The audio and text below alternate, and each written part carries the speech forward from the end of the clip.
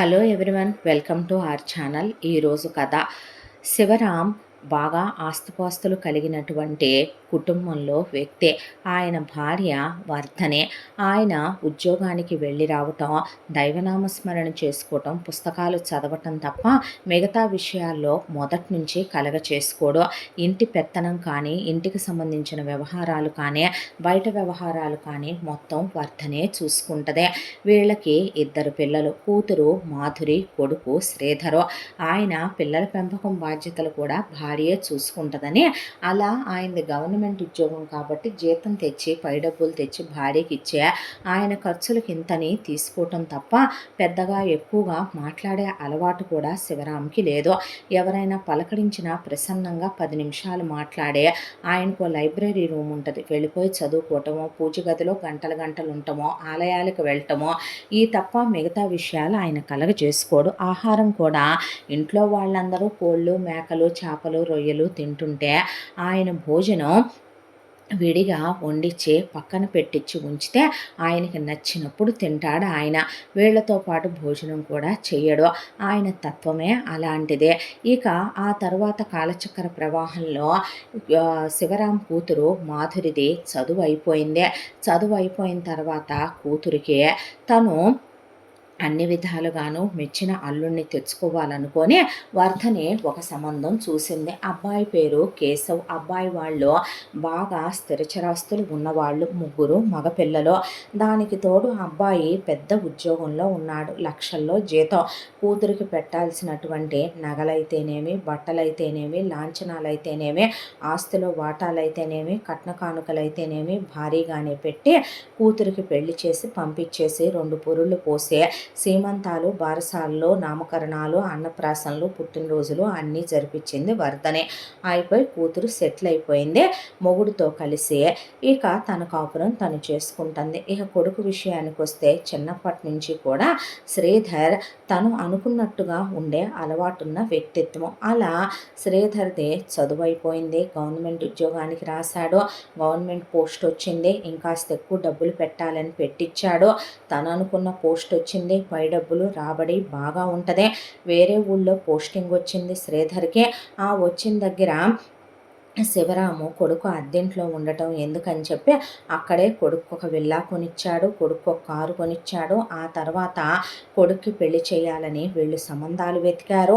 ఆ సంబంధాలు వెతికితే పెళ్ళిళ్ళ పేరయ్య గారు ఒక సంబంధాన్ని తీసుకొచ్చాడు. అమ్మాయి పేరు కళ్యాణి, పిల్ల ఇంజనీరింగ్ చదువుకుందే. అమ్మాయి వాళ్ళ అమ్మా నాన్న స్థితిమంతులేను, వాళ్ళు పిల్లకు బాగానే కట్న కానుకలు ఇస్తామని చెప్పారు. పిల్లకు ఒక చెల్లెలు, ఇక చెల్లెల్ని వాళ్ళ బంధువుల్లోనే ఇద్దాం అనుకుంటున్నారు అని కూడా ఆయన చెప్పాడు. వెళ్తే పెళ్లి చూపులకి కళ్యాణి చూడటానికి చాలా అందంగా ఉంది.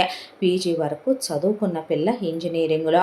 దానికి తోడు ఆ అమ్మాయి చాలా మంచిదని వీళ్ళ ఎంక్వైరీలో కూడా తేలిందే.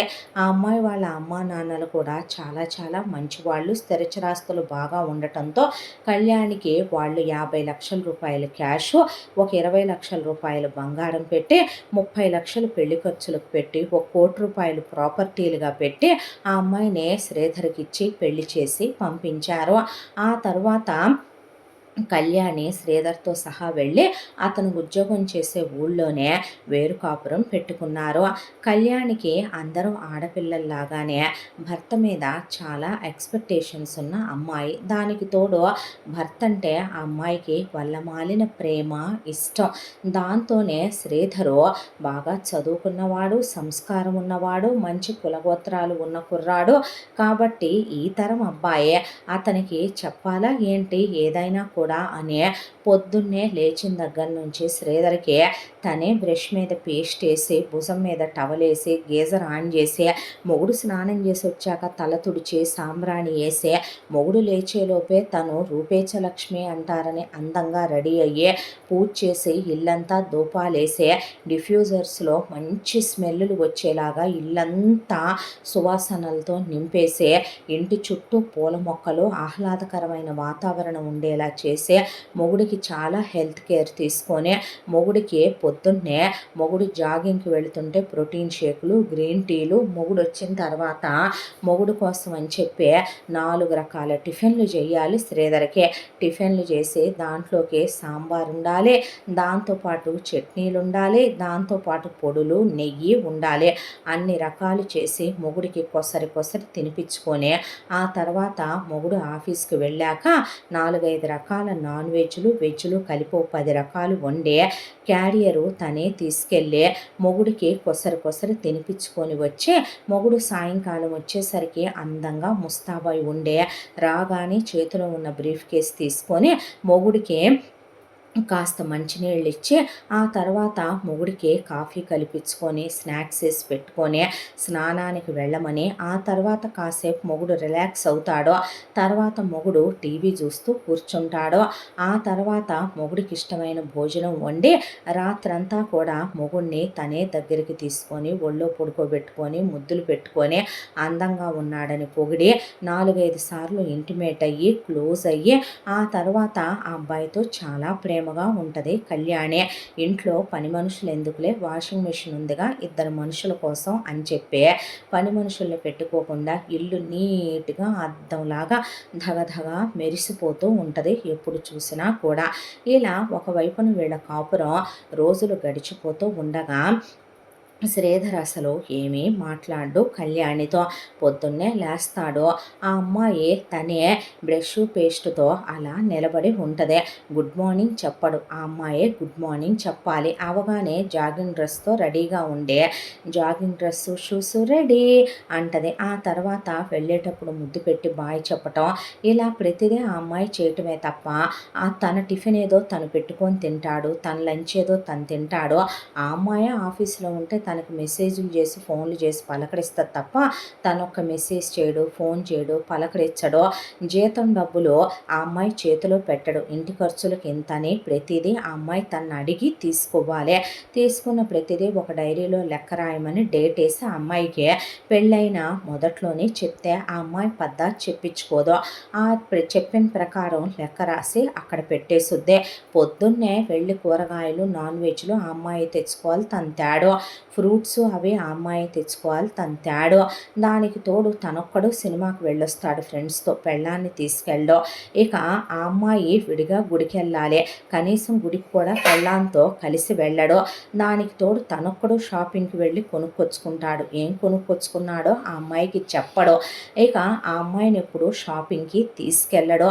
ఆ అమ్మాయిని కనీసం బయటికి వెళ్దాంగా అని ఎప్పుడైనా నోరు తెరిసి ఆ అమ్మాయి అడిగితే నాకు ఇంట్రెస్ట్ లేదు అనేస్తాడు అంతే.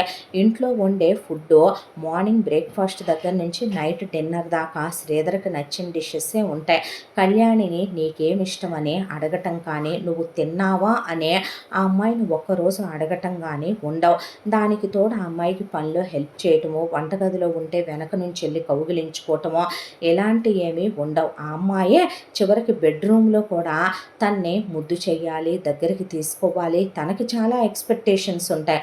అవన్నీ భార్య తన్నే చెయ్యాలి, తను భార్యని చేయడు. తను కాపురం మాత్రమే చేస్తాడు, అంతకు మించి ఏమీ చేయడు. తను ఒక ముద్దు ముచ్చట్లు ఇలాంటివి ఉండవు. ఆ అమ్మాయికి ఓ మూర మల్లెపూలు తీసుకురావటమో, ఆ అమ్మాయికి ఇష్టమైన ఏదైనా ఫుడ్ కొనుక్కురావటమో, ఆ అమ్మాయిని బయటికి తీసుకెళ్ళటమో, ఆ అమ్మాయికి ఓ చీరో డ్రెస్సో కొనిపెట్టడమో, ఓ గుడికి వెళ్ళటమో, ఓ ట్రిప్కి వెళ్ళటమో ఇవి ఏవీ ఉండవు. దానికి తోడు కళ్యాణి వాళ్ళ అమ్మా నాన్నలు పెద్ద అల్లుడు అంటే పెద్ద కొడుకుతో సమానం కాబట్టి వాళ్ళు ఇంటికి వచ్చిన బాగున్నావా బాబు అంటే అనే చాలా గర్వంగా లేచి వెళ్ళిపోతాడు. వాళ్ళని పలకరించడు. వాళ్ళతో ఒక మంచి చెడు ఉండదు. వాళ్ళు ఫోన్ చేస్తే ఫోన్ ఇవ్వొద్దని చెయ్యి ఊపి లేచి వెళ్ళిపోతాడు. అక్కడి నుంచే అత్తామామల్ని అవమానించే అగౌరవపరిచినట్టుగా గర్వం, అహంకారం బాగా తలకి పొగరు ఎక్కినట్టే ఉంటుంది శ్రీధర్ బిహేవియరు. కళ్యాణి వాళ్ళ చెల్లెలు పెళ్ళని వాళ్ళ అమ్మ నాన్న వచ్చి పిలిచెళ్తే ముందే రండి బాబు అంటే చూద్దాం అనేసి ఆ తర్వాత పెళ్లి రేపనగా కళ్యాణిని అప్పుడు తీసుకెళ్తే అందరూ అసలు రావనుకున్నామేమే, పెళ్ళయ్యాక నల్లపూసవైపోయావు, మరి మొగుడు మొత్తులో అంతపడిపోయావు, చెల్లెలి పెళ్ళికి కూడా రానంత అనేసారు వాళ్ళు. పెళ్ళి అవ్వగానే వెంటనే బయలుదేరదీయించేశాడు.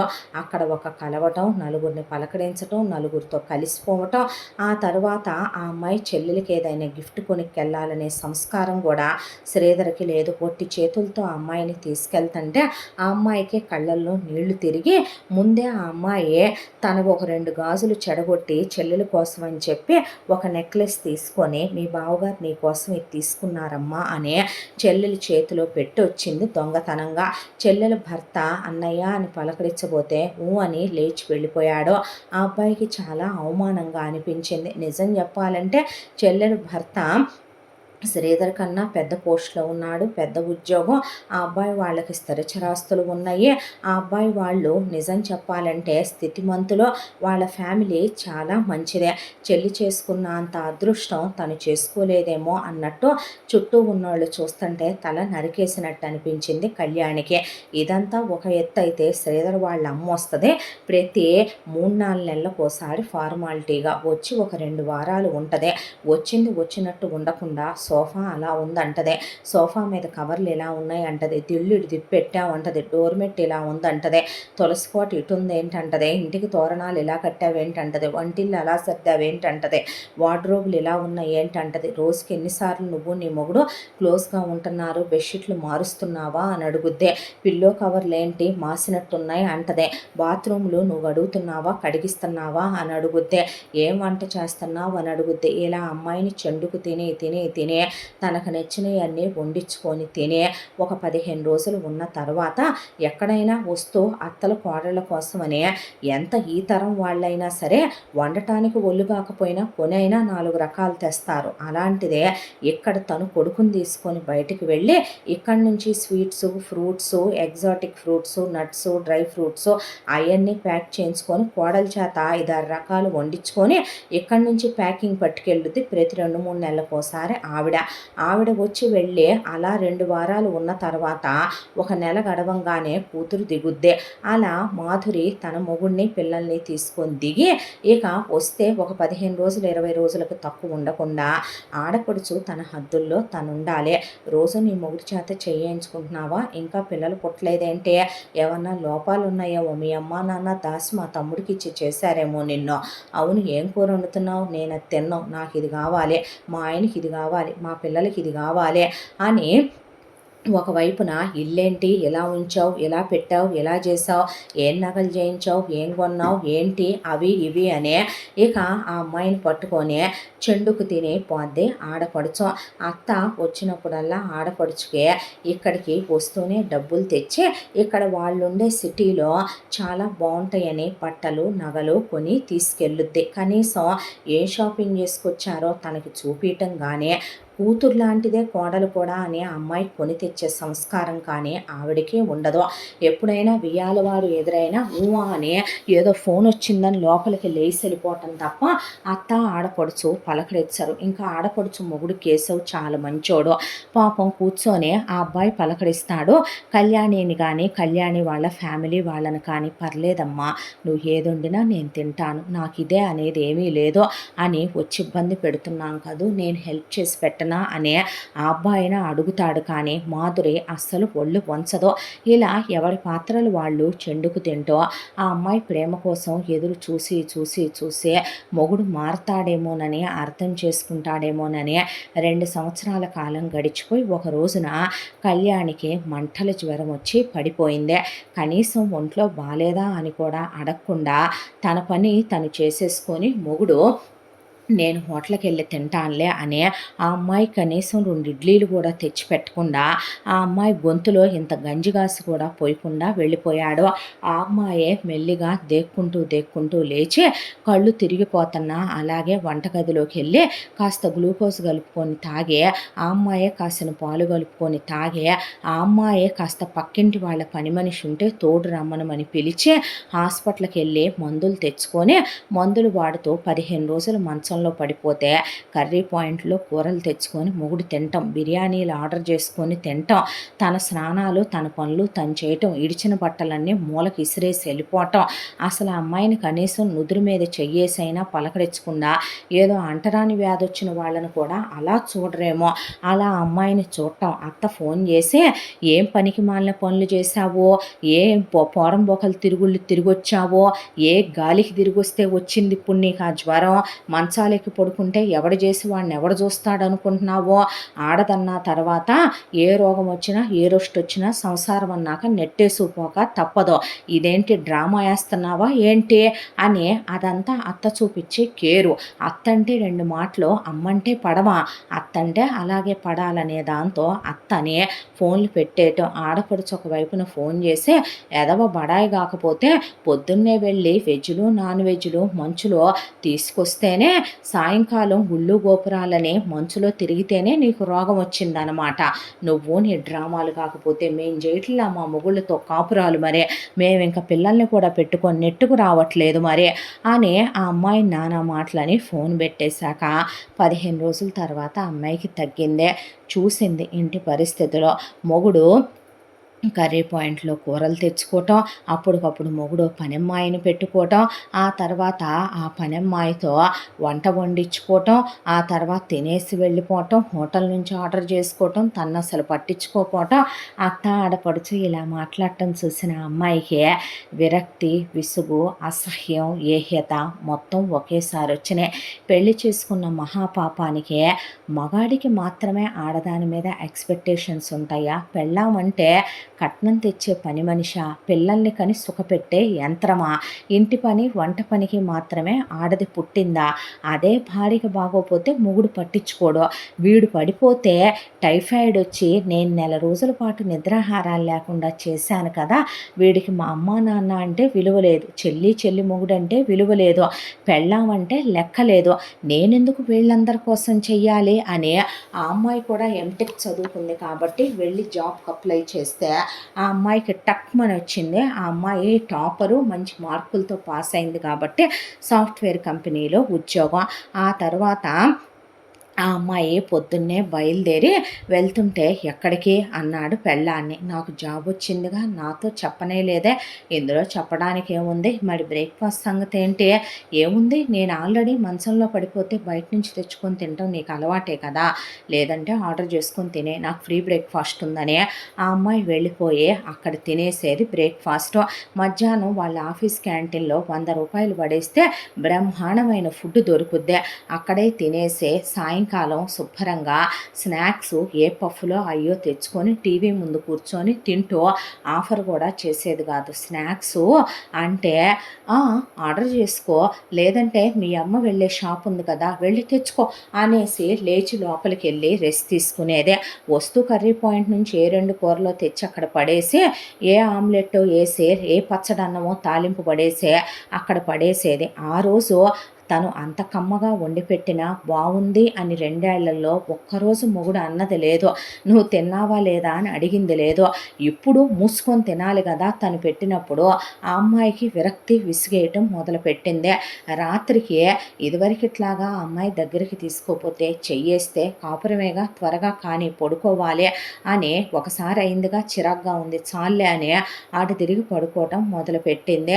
ఇదివరకిట్లా ఆ అమ్మాయి ముద్దులు, ముచ్చట్లు, దగ్గరికి తీసుకోవటాలు ఏమీ లేవు. ఇంట్లో వంట చేయటం కంప్లీట్గా మానేసింది కళ్యాణి. ఇంట్లో 2 పనివాళ్ళని పెట్టింది. శుభ్రంగా వాళ్ళకి కీస్ ఇచ్చేసి లాకర్లో తాళాలు వేసుకొని వెళుతుంది. పనివాళ్ళు వాళ్ళ పనులు వాళ్ళు చేసుకొని వెళ్తున్నారు. వాష్రూమ్స్ అర్బన్ వాళ్ళకి పడేస్తే వాళ్ళొచ్చి వాష్రూమ్స్ ప్రతి 10 రోజులకి 15 రోజులకి క్లీన్ చేసుకొని వెళ్ళిపోతున్నారు. అసలు తన జీతం ఎంత వస్తుంది ఏంటి అనే విషయాలు డిస్కస్ చేయటం కూడా ఏ రోజు లేదు శ్రీధర్తో. ఆ తర్వాత ఆ అమ్మాయికి ఆఫీసులో కొంతమంది అమ్మాయిలు పరిచయం అయ్యారు. ఆ అమ్మాయి క్యారెక్టర్ లెస్ది కాదు, కళ్యాణి చాలా మంచి పిల్ల, తెలివైన పిల్ల. దాంతోనే ఆ ఫ్రెండ్స్తో కలిసి ఒకరోజు షాపింగ్కి, ఒకరోజు సినిమాకి, ఒక రోజున గుడికి, తనకు నచ్చినట్టు వాళ్ళిళ్ళకి, ఇలా పార్టీలకి, వాళ్ళ బర్త్‌డే ఫంక్షన్‌లకి, మ్యారేజ్ యానివర్సరీలకి వెళ్ళొస్తూ 9, 10కి కూడా వచ్చేదే. కూర్చొని పెళ్ళాం కోసం ఎక్కడికెళ్ళావంటే, ఫ్రెండ్ వాళ్ళ యానివర్సరీ ఉంది రమ్మన్నారు వెళ్ళొచ్చాను. నా ఫ్రెండ్ బర్త్‌డే ఉంది అని చెప్పి అయన్నీ మళ్ళీ వాళ్ళతో వెళ్ళినయి ఇన్‌స్టాగ్రామ్‌లో, ఫేస్‌బుక్‌లో అమ్మాయి అప్‌లోడ్ చేసేదే. అయన్నీ చూస్తూ కూర్చునేవాడు శ్రీధరు. ఆ తర్వాత అత్తొచ్చింది. వస్తే అత్తకి మీ ఇష్టం వచ్చింది మీరు వండేసుకోండని ఆఫీస్‌కి వెళ్ళిపోయింది. ఆడపడుచొచ్చింది. నీ ఇష్టం వచ్చినట్టు నువ్వు చేసుకో అని వెళ్ళిపోయింది. అత్త, ఆడపడుచు ఏంట్రా ఇదిలా బరితెగించి ఇలా తయారైపోయింది. దాన్నడగవా ఏంట్రా నువ్వసలు? అలా విచ్చలవిడితనంగా తయారైపోతే చూస్తా ఊరుకుంటావేంట్రా చాతగాని సన్నాసే అంటూ ఉండగానే అత్త, ఆడపడుచులు ఇంట్లోనే ఉన్నారు. ఆ అమ్మాయి షాపింగ్ చేసుకొని వచ్చింది. కవర్లు పట్టుకొని ఏం తెచ్చిందో వీళ్ళకి చూపించలా. తన గదిలోకి తీసుకెళ్ళి తన వార్డ్రోబ్‌లో సర్దేసుకుంది. మొగుడికి అసలు చెప్పలా. తనకు నచ్చిన చెప్పులు, కాస్మెటిక్స్, బట్టలు అతని డబ్బులతో ఏమీ కొనుక్కోవట్లేదు. ఆ అమ్మాయి డబ్బులతోనే కొనుక్కుంది.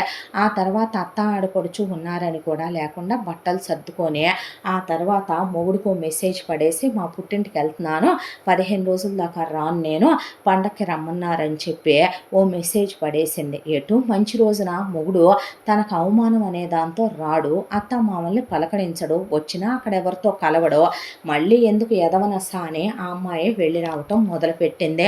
ఇలా ఒక సంవత్సర కాలం తిరిగి వచ్చేపాటికి శ్రీధర్కి గుండె మండిపోయి కళ్ళల్లో నీళ్లు తిరిగిపోయి ఒక రోజున కళ్యాణి వచ్చిందాక అలాగే కూర్చొని వర్ధని శివరాముని తీసుకొచ్చింది. మాధురి మొగుడు కేశవ్ అలాగే పిల్లలతో కూర్చొని ఉంటే కళ్యాణి ఆఫీసు నుంచి 9ంటికి వచ్చింది. వచ్చిన తర్వాత నేను నీతో మాట్లాడాలి అన్నాడు శ్రీధరు. అంటే ఏంటి అంది కళ్యాణి. అనేసరికి ఏంటంటే అసలు నువ్వు సంసారపక్షమైన ఆడదానివేననుకుంటున్నావా? ఉద్యోగం చేస్తే జీతం నా కొడుక్కివ్వవా? ఉద్యోగంలో చేరానని అసలు మాట మాత్రమైనా నాకు చెప్పావా? అసలు ఇల్లు పట్టించుకుంటున్నావా? ఇంట్లో వంట చేస్తున్నావా? ఇల్లు ఎటుపోతుందో చూసుకుంటున్నావా? నా గురించి కేర్ తీసుకుంటున్నావా? పెళ్ళైన 2 సంవత్సరాలు బాగానే ఉండేదానివి కదే. పొద్దున్నే గుడ్ మార్నింగులు చెప్పిన దగ్గర నుంచి తప్పించిపోయేదానివి. నాకు ఒంట్లో బాగోపోతే ఏడ్చేసేదానివే. నేను ఆఫీసు నుంచి కాసేపు ఆలస్యంగా వస్తే నీకు ప్రశాంతత లేక ఎన్ని మెసేజ్‌లు చేసి ఫోన్‌లు పెట్టేదానివే.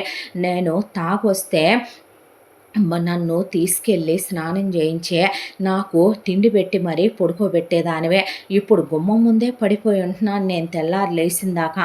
పట్టించుకోవటం కూడా మానేసావేంటే అసలు? నేనేమైనా నీతో కాపురం చేయట్లేదా? నీ మీద చెయ్యేయించుకోవట్లేదా? మనం చేసేది కాపురమేనంటావా? అంటే మరి పెళ్ళైన 2 సంవత్సరాలు మీ అందరూ నన్ను చేసింది ఏంటంటారు అనేపాటికే అలా నిలబడిపోయారు. చూడత్తయ్య, చూడు వదిన, ఒక్క మాట నేను స్ట్రైట్‌గా అడుగుతాను మిమ్మల్ని. అసలు మీరెవరు నా ఫ్యామిలీ విషయంలో కలగజేసుకోవటానికి? మీరెవరు నా ఇంట్లో డోర్‌మెట్ ఎలా ఉండాలో, సోఫా ఎలా ఉండాలో, నా గుమ్మానికి తోరణాలు ఎలా ఉండాలో, నా ఇంట్లో వంటగది ఎలా ఉండాలో, నా బెడ్‌రూమ్‌లో బెడ్‌షీట్ నలిగిందో లేదో, బాత్రూమ్ వాడామో లేదో, వార్డ్రోబ్ నేను ఎలా సర్దుకున్నానో చెప్పటానికి మీరెవరో? నాకు అర్థం కాని విషయం అత్తయ్య. నీకు అంత వయసు వచ్చింది. ఏ రోజు వచ్చేటప్పుడు పావు కేజీ స్వీట్లు, డజన్ ఫ్రూట్స్ తేవటం రాదు నీకు. నీకంత వయసు వచ్చిందే. నీ కూతురు లాంటి దాన్నే కదా నేను కూడా. నీ కూతురుకి అన్ని కొంటావు. ఏం కొన్నావో నాకు ఎప్పుడైనా చూపించావా? నేను కోడళ్ళని నాకు కొన్నావా? మా అమ్మ నాన్నలతో ఏ రోజైనా పిల్లనిచ్చారని కలిసిపోయావా? కలిసి పండగ చేసుకుందామన్నావా? పోనీ ఏ రోజైనా పండక్కి మమ్మల్ని మీ ఇంటికి పిలిచారా? నువ్వు కానీ నీ కూతురు కానీ పోనీ అందరం కలిసి ఉందామని ఏ రోజైనా మాట్లాడిన బాపతేనా మీరు? మీకంత అహంకారాలు బలుపులు ఉండే మీరు నాకు విలువ ఇవ్వనప్పుడు, గౌరవం ఇవ్వనప్పుడు నాకు మీకు అదే విలువ గౌరవాలు ఇవ్వాల్సిన అవసరం ఏంటి? నేను కట్నం తెచ్చాను. నా తల్లిదండ్రులు నాకు ఆర్థిక స్వతంత్రతనిచ్చారు, చదివిచ్చారు. ఒకళ్ళ కాళ్ళ కింద ఉండాల్సిన అవసరం నాకేంటి? భర్తని ప్రేమించాను కాబట్టి, ఇష్టపడ్డాను కాబట్టి అర్థం చేసుకుంటాడని, అత్తంటే అమ్మ లాంటిది, మావ నాన్నగారు లాంటి వాళ్ళని ఆయనకి కరెక్ట్‌గానే ఉన్నారు. నువ్వే ఎప్పుడు లేవే అత్తయ్య మరే. మరి నువ్వే ఒకళ్ళని కన్నావు, ఇంకొకళ్ళని ఎక్కడి నుంచైనా తెచ్చావా నీ కొడుకుని? ఒంటి గొడ్రాలివా అయితే నువ్వు?" అని అడిగేపాటికి వర్ధని అలా నుంచుండిపోతే, మాధురిని "నీ అత్తగారింటి దగ్గర నువ్వు కాపురం జెయ్యవు. వేరు కాపురాలు నీవే. నీ మొగుడు నీ చెప్పు చేతల్లో ఉండాలి. నువ్వు చెప్పినట్టు వినాలి. నీ మొగుడిని తీసుకొని నువ్వు నీ పుట్టింటికెళ్తావు. మా ఇంటికొస్తావు. మరి మమ్మల్నెప్పుడు నీ ఇంటికి రమ్మనమనవే. నీ తమ్ముడు ఎందుకు మరి మా ఇంటికొచ్చి మా అమ్మా నాన్నలతో కలిసిపోడు? నువ్వెప్పుడు మా అమ్మా నాన్నలకు ఫోన్ చేయవే. నా ఇంటికొచ్చి మరే నా మీద పెత్తనాలు చేసి దాష్టీకాలు చేస్తావే. నీ అమ్మకి నీలాగే నన్ను చూడమని. పెళ్ళై అన్నేళ్ళైనా కూతురు పరాయిది కాదు. మరి రేపు సచ్చేంత వరకు ఇంటి పేరు మోసే కోడలు పరాయిది కాదమ్మా. నీ కోడల్ని కూడా అలాగే చూడనే. చెప్పలేని నువ్వేం వెళ్ళాలివే అని అడిగేపాటికి మాధురి అలా షాక్ అయి నిలబడిపోయింది. శ్రీధర్ని "నువ్వొక భర్తవా? ప్రతి ఆడపిల్లకే తన అనే వాళ్ళందరినీ వదిలేసుకొని పెళ్లి చేసుకొని మొగుడనే బంధంతో తాళి కట్టాడని అందరినీ వదిలేసి వస్తుంది ఆడపిల్ల. ఎందుకో తెలుసా? ఆ మొగుళ్ళోనే అమ్మని, నాన్నని, అక్కని, చెల్లెల్ని, స్నేహితుల్ని, చుట్టాల్ని, బంధువుల్ని అందరినీ చూసుకుంటదే. దేవుడి తర్వాత దేవుడిగా కొలుచుద్దే ఆ భర్తనే. నూరేళ్ళు వాడు చల్లగా ఉండాలని కోరుకుంటదే. మొగుడు తను పోతే మొగుడిని ఎవరూ చూడరేమోనని తన కళ్ళ ముందే పోవాలని కోరుకునే ఒకే ఒక్క పిచ్చిదెవరో తెలుసా? ఈ ప్రపంచంలో పెళ్ళాం అనేదే. పిల్లలు కూడా మొగుడిని పట్టించుకోరేమో, తను పోతే మొగుడిని జాగ్రత్తగా చూడరేమోనని తన చేతుల మీదగానే తను విధవైనా పర్వాలేదని మొగుడు పోవాలనే కోరుకునే మొగుడిని తన చేతుల మీదగానే పంపాలనుకునే పిచ్చివాళ్ళుంటారే, వాళ్ళు పెళ్ళాలు. ఏం తెలుసురా నీకు? నీకు మాత్రమే ఎక్స్‌పెక్టేషన్స్ ఉంటాయా? నాకుండవా? నేను చదువుకోలేదా? నేనెవరిని ప్రేమించలేదు. నేను వర్జిన్నే. నేను నిన్ను పెళ్లి చేసుకున్నాను. కట్న కానుకలు తెచ్చాను. చదువుకున్నాను. అందంగా ఉంటాను. కులగోత్రాలున్నాయి. మా అమ్మా నాన్న సంస్కారంతో పెంచారు. నిన్ను ప్రేమించాను. ఇష్టపడ్డాను. ఆరాధించాను. పెళ్లి చేసుకున్నాను. గౌరవించాను. నేను నీకు గుడ్ మార్నింగ్ చెప్పినప్పుడు నువ్వు నాకు చెప్పాలిగా. నేను నీకు బ్రష్ పేస్టు వేసిచ్చినప్పుడు నువ్వు నా గురించి పట్టించుకోవాలిగా. నేను నీకు అన్ని రకాలు వండి పెట్టినప్పుడు నువ్వు నన్ను బయటికి తీసుకెళ్ళాలంటే నామోషి, సినిమాకి వెళ్ళాలంటే నామోషి, షాపింగ్కి వెళ్ళి ఏం కొనుక్కున్నావో నాకు చెప్పవు. పడగదిలో కూడా నేను నీతో ముద్దు ముచ్చట్లాడాలి. నువ్వు కాపురం మాత్రమే చేస్తావు. నీకు నచ్చినట్టు నేనుండటానికి నేనేమైనా మరమనిషినా, యంత్రాన్నా? నువ్వు నా కొంట్లో బాగోనప్పుడు పట్టించుకున్నావా? నీ వరకు నువ్వు టిఫిన్లు తెచ్చుకున్నావు. నీ వరకు నువ్వు భోజనం తెచ్చుకున్నావు. నీ వరకు నువ్వు ఆపద్ధర్మం పనమ్మాయిని పెట్టుకున్నావు. నువ్వు అత్తగా ఫోన్ చేసి వచ్చి 4 రోజులు ఉండెళ్లాల్సింది పోయి నానా మాటలన్నావు. నువ్వు ఆడపడుచుగా నా ఇంటి మీద పడి తిని వెళుతూ కూడా పైగా నన్ను దెప్పి పొడిచారు. మీ యొక్క ఆడజన్మలో నువ్వు ఒక మొగుడివే. మళ్ళీ మీ గురించి నేను చెప్పుకోవటం ఒకటే. నాకు చాలా తలనొప్పిగా ఉంది. ఎక్స్ట్రాలు చేస్తే నేను అస్సలు ఊరుకోను. నేను ఎవరికి రెస్పాన్సిబుల్ కాదు. 2 ఏళ్ళు మీరు నన్ను పెట్టిందే, 1 సంవత్సరం నేను పట్టించుకోపోతేనే మీరు తట్టుకోలేకపోతున్నారే. నేను మనిషిని కాదా? నాకు మనసు ఉండదా? నాకు నా భర్త మీద ప్రేమ ఉండదా? ఆశలు కోరికలు నాకుండవా? నా మొగుడు నన్ను ప్రేమించాలి, నాకు చీర తేవాలి, నాకు పూలు తేవాలి, నా అమ్మ నాన్నలతో కలవాలి, నా చుట్టాలు బంధువులతో ఆప్యాయంగా మాట్లాడాలి అని నాకుండదా? మా అమ్మ నాన్న నిన్ను పెద్ద కొడుకు అనుకున్నారా? నువ్వెంత చీప్గా బిహేవ్ చేసావో తెలుసా నా చెల్లెలు పెళ్లిలో? అది నిన్ను సొంత అన్నయ్య అనుకుంది నా చెల్లెలు. నా చెల్లెలు భర్త ఆప్యాయంగా పలకరిస్తే పలకవు. నీకంత బలుపు ఏం చూసుకోనో మరి నాకు అర్థం కాదు. ఏంటి ముష్టి గవర్నమెంట్ ఉద్యోగం చూసుకోనా? నీ జీతంతో సమానంగా వస్తుంది నా జీతం. మరి నాకు లేదేంట్రా అంత బలుపు అని ఆ అమ్మాయి లోపలికి వెళ్ళిపోతుంటే తిరిగి తిరిగి తిని వస్తుందా తలనొప్పి అన్నాడు. అవును, తిరిగి తిరిగి తినే వస్తుంది. ఎవరితో తిరగట్లేదురా, లేడీ ఫ్రెండ్స్తోనే తిరుగుతున్నాను. నువ్వు దేంతో తిరిగొచ్చావని నిన్ను నేను అడగలేదు కదా. వాట్సాప్‌లో నా స్టేటస్‌లో, ఇన్‌స్టాగ్రామ్‌లో, ఫేస్‌బుక్‌లో చెక్ చేసుకుంటానే ఉన్నావుగా ఎప్పటికప్పుడు. అక్కసను ఎలా కక్కాలో తెలియక ఇలా కక్కకు కొడితే దవడ పగిలిపోద్ది. మీ అమ్మ మీద, మీ అక్క మీద, నీ మీద కలిసి డొమెస్టిక్ వైలెన్స్, గృహహింస పెట్టి విడాకులు తీసుకొని మనోవర్తికేసాననుకో, మళ్ళీ నన్ను పెళ్లి చేసుకోవటానికి 1000 మంది కుర్రాళ్ళు రెడీగా ఉంటారు. మ్యాగీ చేసినంత ఈజీగా ఇంకొకడిని చేసుకోగలను. నీలాంటి పశువులకి, వీటిలాంటి ఆడజన్మెత్తిన గొడ్డుమూత వాటికి చెప్పినా ఉపయోగం లేదని ఆ అమ్మాయి లోపలికెళ్ళి ఫ్యాట్‌మని తలుపేసుకునేసరికి శివరాం బెల్ట్ తీసి వర్ధనిని పడేసి దంచిన దంచుడికి ఉలిక్కిపడి అతుక్కుపోయారు మూలకి మాధురి, శ్రీధరు. "అసలు నువ్వు ఆడదానివేనా? నువ్వు ఆడపుట్టకే పుట్టావా? నేను నీకు పెత్తనం అప్పచెప్పింది నువ్వు తెలివైన దానివి, చదువుకున్నావు, కూతుర్ని, కొడుకుని పద్ధతిగా పెంచుతావంటే ఇంత నీచమైన, దరిద్రమైన పెంపకం పెంచావనమాట" అని కూతురు చెంపలు వాయించి, "నీకు ఇల్లు లేదంటే, నీ ఇంట్లో నువ్వు ఉండలేవంటే, కొడుకుని ఏరా భార్యను చూసుకునే పద్ధతి, విధానం ఇదేనా అంటే, ఇప్పుడు అడుగుతారేంటి మామయ్య, అలవాటేగా అత్తయ్య నీకు మీ అమ్మాయికే. చెప్పరే మామయ్యకి ఫస్ట్ నుంచి అలవాటే. మీ అమ్మాయికి మొగుడు తనకు నచ్చినప్పుడు వచ్చి మీద చెయ్యేయాలి తప్ప మిగతా వాళ్ళందరి కాపురాల్లో మీ అమ్మాయి ఏలు పెట్టుద్ది" అని పెళ్ళాం చెంపలు వాయించి వదిలిపెట్టాడు కేశవ్. "వాళ్ళని ఇంటికి రమ్మని నేను పిలవమన్నాను, ఒక్కసారైనా పిలిచావా? ఏం మగాడివిరా నువ్వు? ఆ అమ్మాయి నిన్ను నమ్మి పెళ్లి చేసుకొని వస్తే నీ అక్కని మాత్రం మేము నెత్తిన పెట్టుకొని చూసుకోవాలి, మీ అమ్మని మీ నాన్నేమో ఇంకేముంది గుండెల్లో పెట్టుకొని చూసుకోవాలి. నువ్వు నీ పెళ్ళాం దగ్గర నుంచి ఎక్స్పెక్ట్ చేస్తావు, తిరిగి అదే ఇవ్వవన్నమాట నువ్వు" అని కేశవ్ మాధురి చెంపలు పగలగొట్టుకుంటూ తీసుకెళ్ళి వాళ్ళందరి ముందు వాళ్ళ అమ్మ, నాన్న, అతని బ్రదర్సు, అతని బ్రదర్ వైఫుల ముందు పెళ్ళాం గురించి చెప్తే, "ఛీ నువ్వు ఇలాంటి దానివా? నీ తమ్ముడి వైఫ్‌తో నువ్విలా బిహేవ్ చేసొచ్చావా?" అని వాళ్ళందరూ రకరకాలుగా అనుకుంటే తల నరికేసినట్టు అనిపించి శివరాం వెళ్ళి ఆయన వాళ్ళ బంధువులకి, వర్ధని బంధువులకి చెప్తే, "ఏమే నీకసలు బుద్ధి జ్ఞానం ఉందా? అలాగేనా కొడుకుతో కోడలతో ఉండే పద్ధతి, వాడిని పెంచే పద్ధతి? ఆ అమ్మాయిని అలాగేనా నువ్వు అనాల్సిందే" అనే అందరూ నానా రకాలుగా వర్ధని గురించి, వర్ధని కూతురు గురించి చెప్పుకుంటూ చెవులు కొరుక్కోవటం మొదలుపెట్టి వీళ్ళని ప్రత్యక్షంగానే హేళన చేయటం మొదలుపెట్టారు. దాంతో వంచిన తలకాయ ఎత్తలేకపోయారు అమ్మ కూతుళ్ళు. ఆ తర్వాత శ్రీధర్ కూర్చొని ఆలోచించుకున్నాడు. తను నిజంగా చాలా పెద్ద తప్పు చేశాడు తన భార్య విషయంలో. బావన్నట్టు తను చదువుకున్నాడు, తనకి సంస్కారం ఉంది, ఉద్యోగం చేస్తున్నాడు. చదువుకున్న అమ్మాయి తన భార్య, తనకి కూడా ఒక మనసు ఉంటుంది కదో, ఆ మనసు కూడా కొన్ని కోరికలు, ఆశలు ఉంటాయి కదో. ఏదైనా లైఫ్లో గివ్ అండ్ టేక్ పాలసీ కదో. నిజమే, ఒకప్పుడు మగాళ్ళు ఎలా ఉన్నారో, ఆడాళ్ళు ఎలా ఉన్నారో అంటే అవి వేరే కాలం రోజులు. ఈ రోజుల్లో అమ్మాయిలకు కూడా ఎక్స్పెక్టేషన్స్ ఉంటున్నాయి.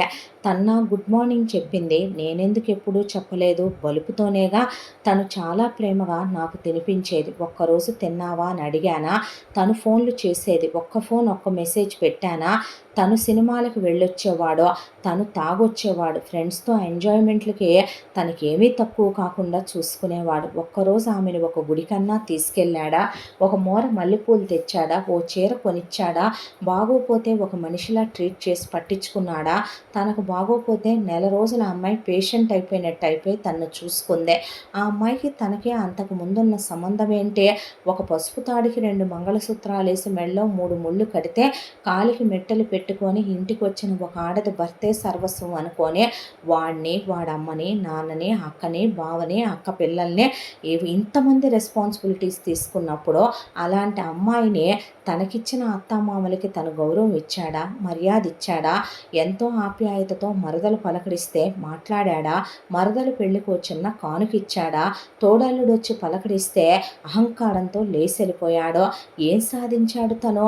ఇదేనా అసలు ఒక మనిషిగా తను నేర్చుకోవాల్సిన విలువ, తనకున్న సంస్కారం అని తన మీద తనకే అసహ్యం వేసింది. ఆ తర్వాత కళ్యాణి చేయి పట్టుకున్నాడు, ఆ అమ్మాయికి సారీ చెప్పాడు. ఇంకెప్పుడు ఇలా బిహేవ్ చేయనన్నాడు. శ్రీధర్ మారాడు. ఆ తర్వాత ఆ అమ్మాయితో అన్యోన్యంగా ఉండటం, తనే ఆ అమ్మాయికి గుడ్ మార్నింగ్ చెప్పి, కలిసి కాఫీ తాగుదాం, కలిసి జాగింగ్కి వెళదాం, వంట పనిలో హెల్ప్ చేస్తా, ఇద్దరం కలిసి చేసుకుందాం, ఆ అమ్మాయికి తినిపించడం, ఒళ్ళో పడుకోబెట్టుకోవటం, ముద్దుగా దగ్గరికి తీసుకోవటం, ఆ అమ్మాయిని బయటికి తీసుకెళ్ళటం, అత్తమామలతో ప్రేమగా ఉండటం, అత్తింటి వాళ్ళతో, మరదల భర్తతో క్లోజ్గా మాట్లాడటం, వెళ్ళేటప్పుడు వాళ్ళకి అవి ఇవి తీసుకెళ్ళటం, భార్యకి అవి ఇవి అని కొని తీసుకొచ్చి సర్ప్రైజ్లు ఇవ్వటం, భార్యను తనే పిక్ చేసుకొని డ్రాప్ చేసుకోవటం, ఆ తర్వాత ఆ అమ్మాయిని చాలా ప్రేమగా చూసుకోవటం.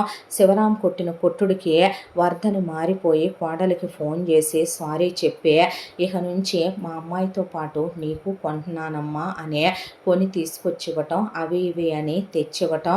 ఆ తర్వాత మీ అమ్మ నాన్నని ఈసారి ఇక్కడికే రమ్మను, కలిసి పండుగ చేసుకుందామని వియ్యాల వారితో కలిసిపోవటం. ఆ తరువాత ఈసారి మీ పుట్టింట్లో చేసుకుందాం పండుగ అంటాం, మన ఇంటికి అందరూ రండని పిలవటం. మాధురి కూడా కేశవ్ కొట్టిన కొట్టుడికి తెగిన బెల్టులకే అత్తగారు వాళ్ళు కాండ్రిచ్చి ముఖాన్ని ఉమ్మేసరికి మారే, మీరు మా ఇంటికి రండి పండుగకే, ఎప్పుడు మేము రావటమేనా ఏంటి అని పిలిచి బట్టలు పెట్టి పంపించటం. ఇదివరకు ఇట్లా కాకుండా ఇప్పుడు వాళ్ళ ఇంటికి వచ్చిన పెత్తనాలు చేయకుండా 4 రోజులు ఉండే పసుపు కుంకాలు పెట్టించుకొని వెళ్ళటం, వీళ్ళని రమ్మనమంటాం. ఇక వాళ్ళ ఇంట్లో వాళ్ళతో ఫోన్ చేసి కలిసిపోయి పలకరించటం, ఇలా వాళ్ళ ఇంటిళ్ళ పాది మారారు. ఏదైనా తన దాకా వస్తే కానీ తెలియదని మనం ఎదుటి వాళ్ళ విషయంలో ఏదైతే చేస్తామో అదే వాళ్ళు వైస్ వర్స అన్నట్టు మన విషయంలో చేస్తే మన అహం ఒప్పుకోదు. నిజానికి 2 ఏళ్ళు శ్రీధర్ కళ్యాణిని పెట్టిన నరకం. సంవత్సరం కళ్యాణి వాళ్ళని ఏమీ అనకుండా నెగ్లెక్ట్ చేస్తే ఎలా ఉంటుందో వీళ్ళకి చూపించి టిట్ ఫర్ టాట్ అన్నట్టు వీళ్ళని అమ్మాయి దెబ్బ కొట్టింది. దానికి వీళ్ళకి చుక్కలు కనిపించాయి. మరి 2 ఏళ్ళు ఒక ఆడపిల్ల తన కుటుంబం ఎంత బాధపడి ఉంటారో. మనుషులకి అహంకారం, ఈగో, నేను అనేటటువంటి అహం మనిషిని ఎప్పుడూ పైకి తీసుకురాలేదో. నలుగురితో సంతోషంగా కలిసిపోవటాన్ని కుటుంబ విలువలు అంటారు, మనకున్న సంస్కారం అంటారు. చదువుకున్నాం, ఉద్యోగాలు చేస్తున్నాం, గొప్ప గొప్ప ఇళ్లల్లో పుట్టాం అంటే కాదు, దానికి తగ్గ విలువలు కూడా మనుషులకు ఉండాలి. అవి లేకపోతేనే కళ్యాణి లాంటి కోడళ్ళు పుట్టుకొచ్చేస్తూ ఉంటారు. ఆ తర్వాత కళ్యాణికి శ్రీధర్కి 2 పిల్లలు పుట్టారు. పుట్టింటి సీమంతాలు, అత్తింటి సీమంతాలు వైభోగంగా ఆ అమ్మాయి 2 బిడ్డల్ని ప్రసవించింది, పాప బాబు. శ్రీధర్ ఇప్పుడు ఆ అమ్మాయి ఉద్యోగం మానేసి ఇంట్లోనే ఉంటోంది, పిల్లల్ని చూసుకుంటోంది. తన భార్య తన పిల్లలతో సంతోషంగా ఉంటున్నాడు. కొడుకు కోడల్ని వర్ధని శివరాం ఇద్దరూ వచ్చి చూసి వెళ్తున్నారు. ఆ అమ్మాయి పుట్టింటి వాళ్ళు వచ్చి వెళ్తున్నారు. మాధురి కేశవ్ వస్తున్నారు. వాళ్ళు పిల్లల్ని తీసుకొని అందరి దగ్గరికి వెళ్ళొస్తున్నారు. ఇది కదా అందమైన కుటుంబం అంటే, ఇవి కదా విలువలంటే, ఇవి కదా మనం నేర్చుకోవాల్సిందే. అహంతో మనిషి సాధించేది ఏమీ ఉండదు. అహం మన్నే అణగదొక్కేస్తుంది తప్ప మనకి మంచి పేరు తీసుకురాదు అనేది తెలుసుకుంటే కుటుంబాలు చల్లగా 100 ఏళ్ల పాటు వర్ధిల్లుతాయి. మన నోరే మనకి చాలా తిప్పల్ని తీసుకొస్తుంది. ఆ నోటినే మనం హద్దుల్లో ఉంచుకోవాలి. మంచితనం, మంచి మనసు ఎప్పుడూ నలుగురిని మనకు ఆత్మీయ బంధువుల్ని చేస్తుంది. అహంతో మనం ఏమీ సాధించలేం. మనుషుల్ని దూరం చేసుకోవటం తప్ప. ఇంతటితో ఈ కథ సమాప్తం. మళ్ళీ మరొక మంచి కథతో కలుసుకుందాం. తప్పకుండా మన ఛానల్ని లైక్ చేయండి, షేర్ చేయండి, సబ్స్క్రైబ్ చేయండి, బెల్ ఐకాన్ క్లిక్ చేసి ఆల్ అనే బటన్ని ప్రెస్ చేయడం మర్చిపోకండి. ఇంత మంచి కథను మనకు అందించిన కథా రచయిత్రి సాయి లలిత గారు. మరో మంచి కథతో తప్పకుండా మీ ముందుకు వస్తాను. Thank you so much.